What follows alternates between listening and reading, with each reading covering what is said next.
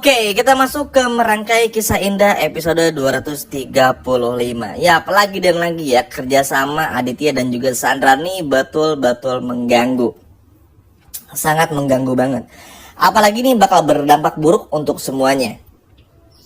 Dan yang bikin keselnya lagi dan lagi, Rianti pun juga terus berbohong dan seperti nggak pernah kehilangan kata-kata untuk bisa berbuat semau yang ia mau. Padahal kalau dipikir-pikir ya harusnya Rianti itu juga malu dan udah saatnya jujur kepada Mutiara tentang semuanya. Karena mau bagaimanapun juga ini tuh jadi momen yang tepat sih kalau menurut Mimin ya, ketika semua udah hancur, anak terpisah-pisah, nggak tahu di mana. Harusnya ini bisa dijadikan momen yang tepat bagi Rianti untuk bisa bersatu bersama dengan Mutiara gitu loh.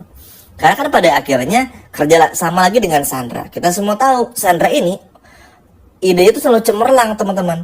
Bahkan Sandra tahu kalau memang si Mutiara ini adalah anak kandung dari Rianti. Makanya Sandra pun juga bakal ngobok-ngobok dalam tanda kutip semua rencana gila Rianti ke depannya. Karena tahu tanpa Aditya nggak punya duit tuh si Rianti.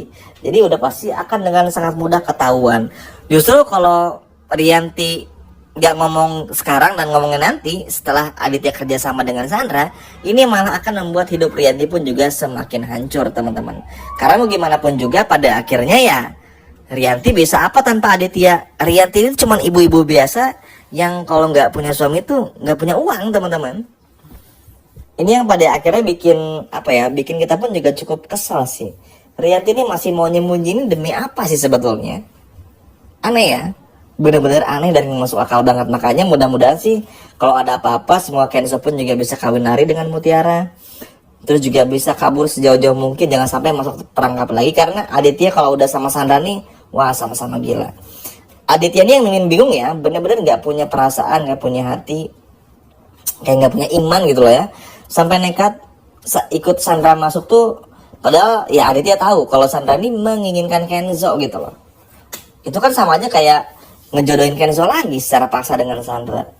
Nanti Mutiara sedih lagi. Kalau dipaksa buat nikah mau gimana? Ini yang benar-benar selalu digunakan cara-cara yang aneh, cara-cara jahat untuk bisa mendapatkan apa yang Sandra mau. Padahal kalau dipikir-pikir harusnya nggak perlu seperti itu.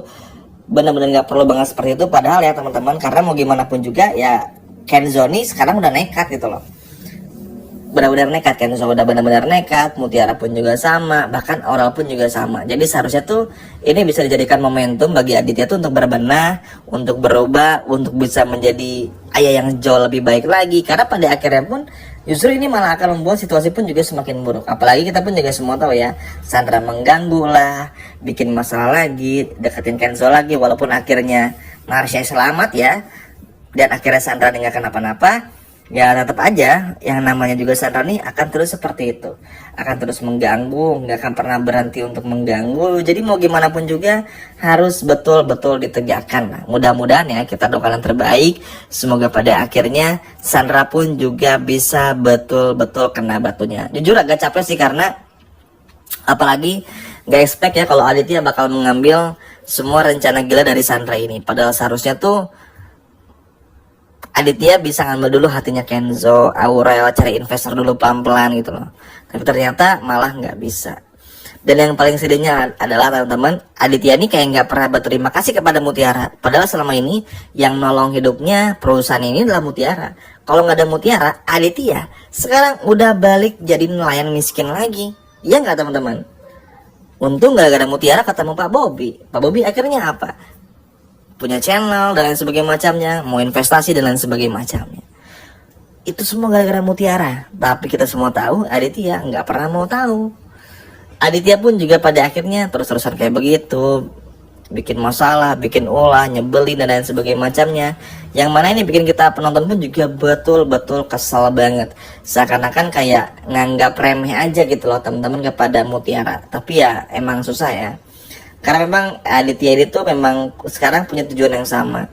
Aditya butuh Sandra supaya bisa uangnya hidup kembali, perusahaan hidup kembali, dan Sandra butuh Aditya untuk bisa mendapatkan Kenzo kembali. Intinya Sandra bakal bantu Aditya buat dekat sama Bu Cynthia juga, yang mana ini benar-benar menjijikan sih. Jadi kayak nggak pernah ada ujungnya aja. Makanya Mimin berharap banget Kenzo, ayo Ken, kawin lari aja sama Mutiara, karena kebayang akan betapa sulitnya nanti ke depannya hidup Kenzo dan Mutiara ketika ini terjadi gitu.